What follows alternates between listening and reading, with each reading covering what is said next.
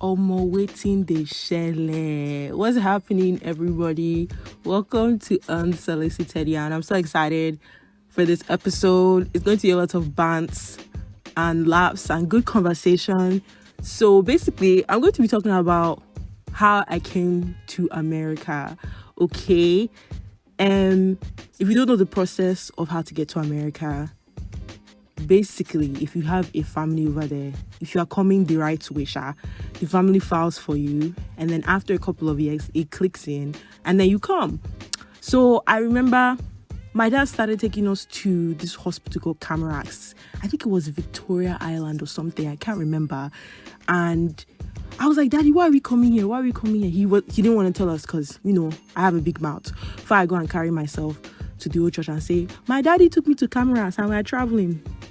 So my dad kept quiet. We're going there, taking exams, taking vaccines, just taking a lot of things. I was confused, but after a while, I started putting two and two together.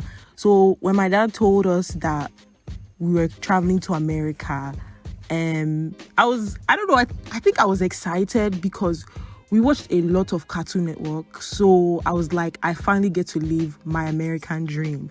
So I remember my brother and I, we used to go and bring plates and fork and knife. I will be practicing how to eat like Oyibo people. I can never forget. I will be sitting there eating, practicing how to eat. Then we'll not practice our American accents. Say, what will you say if people come and fight you? I wanna gonna just stupid stuff we saw on TV. And then I remember we went to my school and we told them that we were traveling.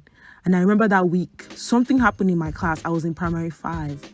And because I was going to America, I escaped beating. They say they can't beat her because if they beat her and she has marks on her body, she won't go to America. So they left me and I watched my whole class get beat. I mean, legendary stuff. That's the perks of when you're about to travel. Anyways, so we traveled, we came to the US. First of all, the code that hit me when I came out of the airport, Jesus is indeed Lord.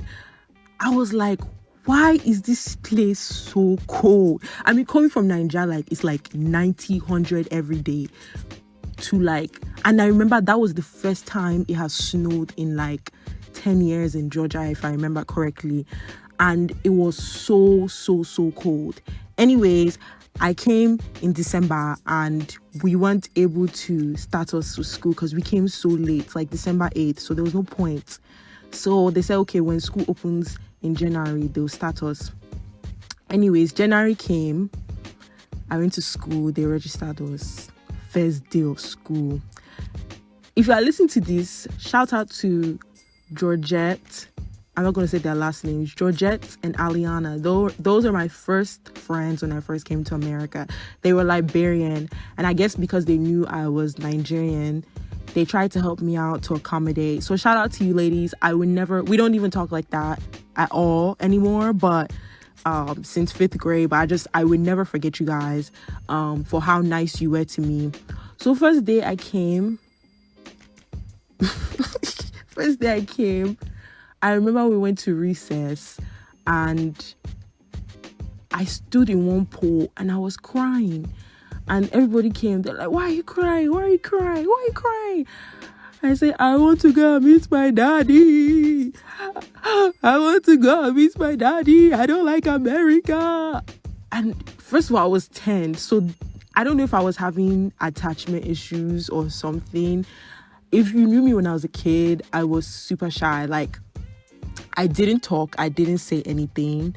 I was one of those kids that just sat in the corner and kept quiet. When I say kept quiet, I did not say one word. I was super shy. So I cried and I cried and I cried. And I remember, my first crush to Meldrick. First of all, let me just say how this America wayward sha. Because when I was in 5th grade, okay, let me not lie. But when I was in 5th grade in Nigeria, I didn't really have a crush. I mean, there was a guy that they called him Edward. Hammer head of oral, because his head was so big. But it was me and him that used to compete for first and second place. Yes, I'm going to tell my children that because I was competing for first and second place. But yes, so how am I the oral? But when I came here, the first day they asked me, oh, which guys do you think is cute? I say, I'm 10 years old. Why will I be thinking man is cute? They asked me, and I remember this dude, he had like 5 braids, used to dress like Soldier Boy, black pants, like baggy jeans, big t-shirt. I was like, oh, it's kind of fine. So I was trying to belong, you just came off fresh off the boat kind of things. And so I remember that. And then the funniest thing I can never, ever, ever forget. Oh my God. Anyways, so we were in class and we were laughing about something. Everybody was just laughing. I didn't get the joke. Because at that time, I wasn't understanding the phone. Everybody was speaking too fast. Just, but I said, let me laugh to belong. I have to belong. I just came here. Let me belong. So I started laughing. I was laughing. Ha, ha, ha, ha, ha. All of a sudden, I'm crying. They said, I said, Jesus. Oh, God. Sorry, I can't tell the story. Okay. And they were like, did you just fart? I said, me? Mess? How? I said, I did not fart. They were like, you farted? I said, I did not fart. And it was so embarrassing.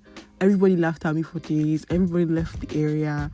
So I sat there by myself in the corner of the classroom. Very, very embarrassing. But I will talk about 5th grade. 5th grade was it feels like your 20s, like when you come fresh off the boat and you're trying to figure out who you are and what you are. And I remember my parents could only afford one jacket one time, and I used to wear the jacket all the time. And the jacket, I liked it because my cousin got it for me from Burlington, so I used to use it to hide all my clothes. Hey, let me not cry here.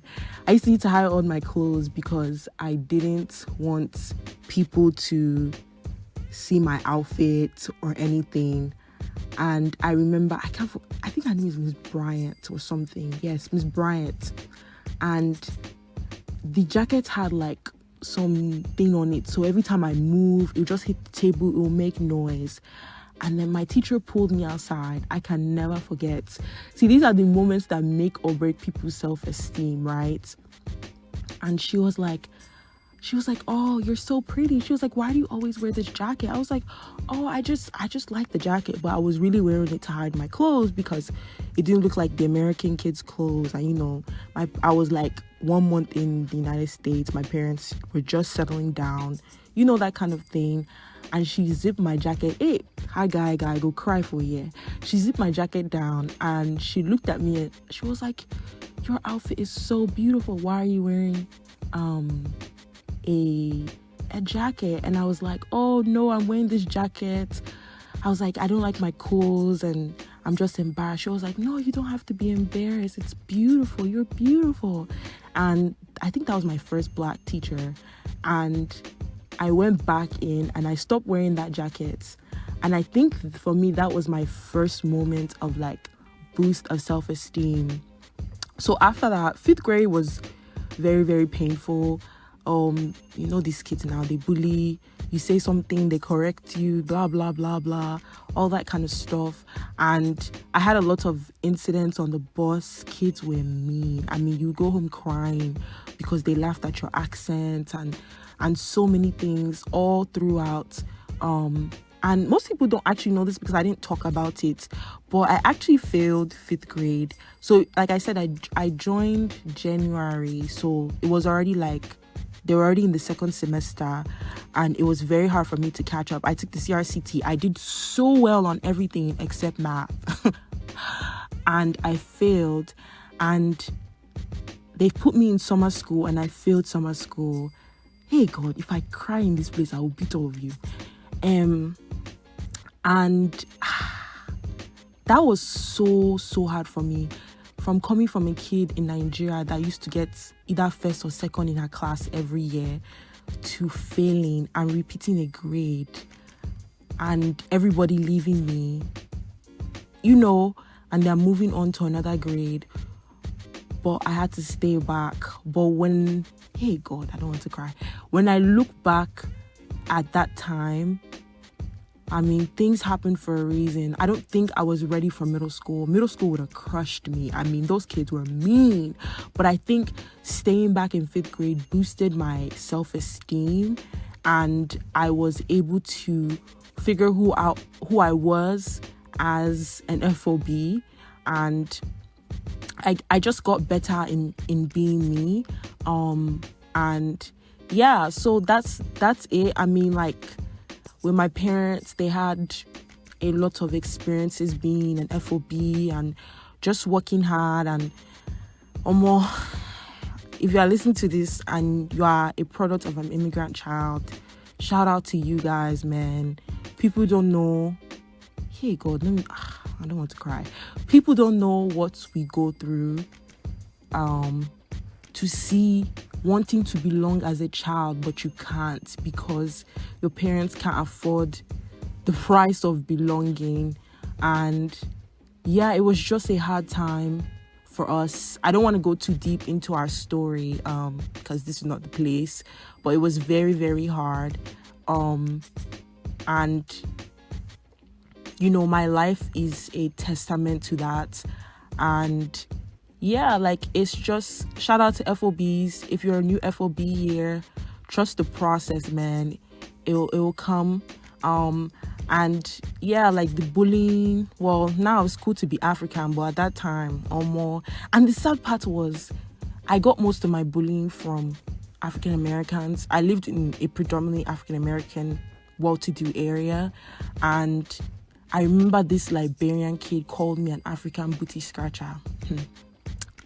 So my dad said, followed me to the bus stop the next day. We saw his mom drop him off, and that time it was cold, so all the parents used to stay and watch their kids. So my dad went to his mom, told him, now for bus stop, mama beat him. Carry her inside the car, they beat the living daylight out of that boy. Guy was screaming. We were all watching there like it was Jackie Chan movie or something. Flying from front of the seat to back of the seat. Worst part is, it's like she had extra shirts in the car. She now said, go and change your shirt, because I don't know if she beat him bad. I was not expecting that. I was like, just small scolding. But from there on, like, he never messed with me at all. So yeah, that's pretty much it. And if I tell you all my FOB stories, how can I forget? 5th grade, I went to go and do army ball. Shout out to Shay, listen to this. There was a girl that I was best friends with at the time. We sang Sent from Heaven by Keisha Cole at our talent show. And the girl didn't like my cousin Shay. So I went to go and tell Shay that the girl didn't like her. And I told, hey, God, I said that I used to be avid big boomer. You guys think I was joking. And for somebody that was shy, my mouth was sharp when it was time to cause trouble. I guess I'm using it for good now.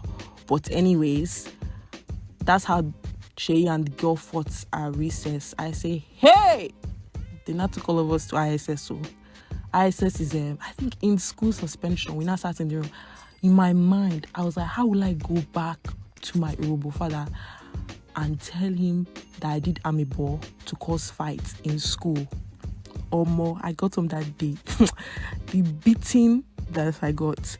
And my dad, when he used to beat us that time, he would beat us with belt. But the worst one was, if he tell you, bend your back, he will now spread his palm like he's spreading butter and bread, and just whoa in your back. He will now tell you, go and take Panadol or Tylenol and go to sleep.